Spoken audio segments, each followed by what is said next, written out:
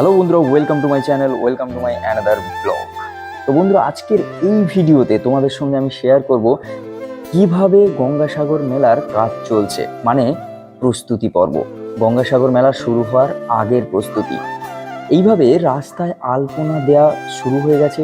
আলপনা দেওয়ার কাজ চলছে এখনো, কারণ এখনো তোড়জোড়ে কাজ চলছে। তার কারণ এখনো মেলা শুরু হতে বাকি আছে।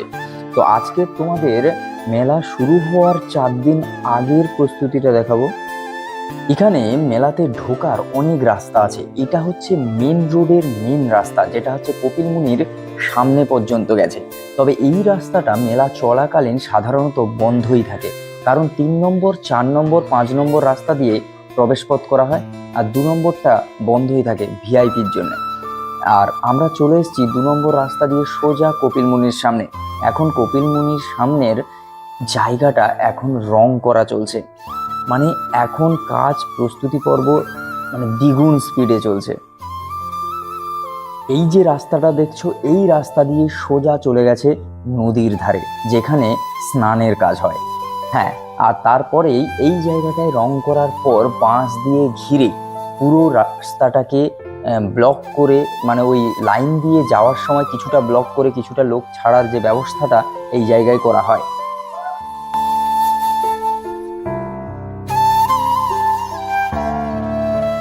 এইভাবে এখন চলছে রং করার কাজ। আর সাইড দিয়ে রাস্তা করে কপিলমুনির মন্দিরের ভেতরে পুজো দিতে ঢোকার ব্যবস্থা করা আছে।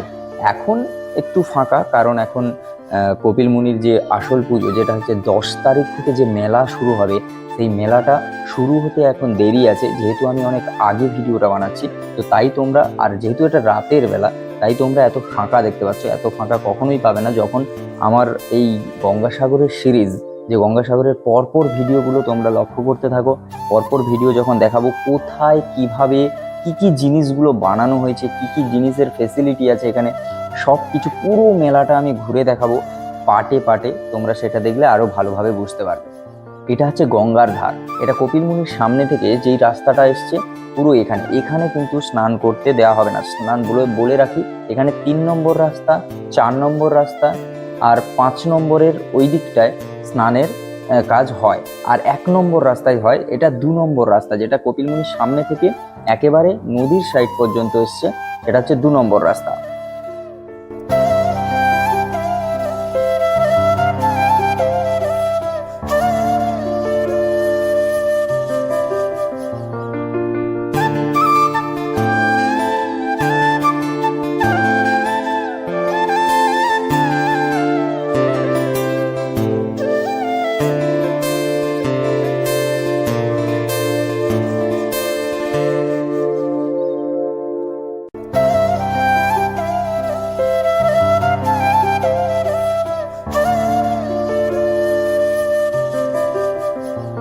এখানে যে এখন কাজ চলছে, এইভাবে বালি বস্তা ভরে ওখানে ফেলা হচ্ছে।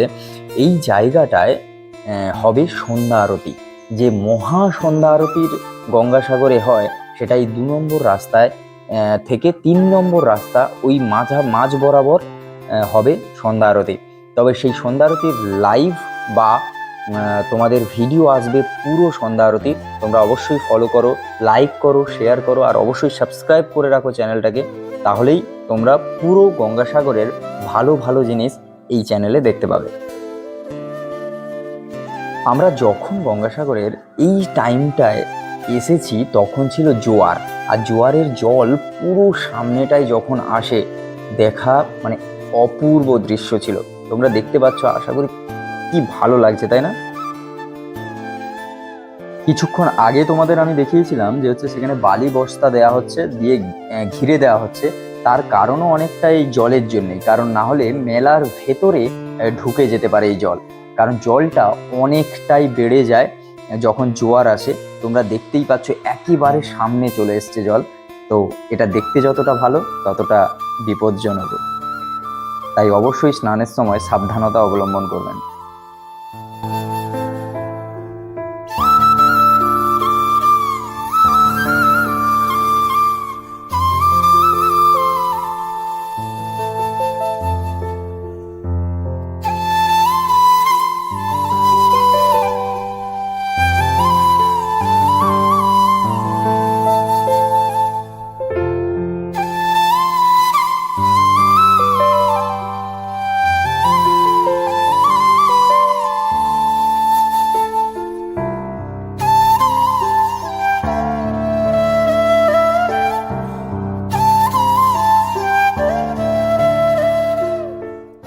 কেমন লাগছে গঙ্গাসাগর মেলার এই ছোট্ট ছোট্ট ব্লগগুলো, তো অবশ্যই সেটা কমেন্ট করে জানিও।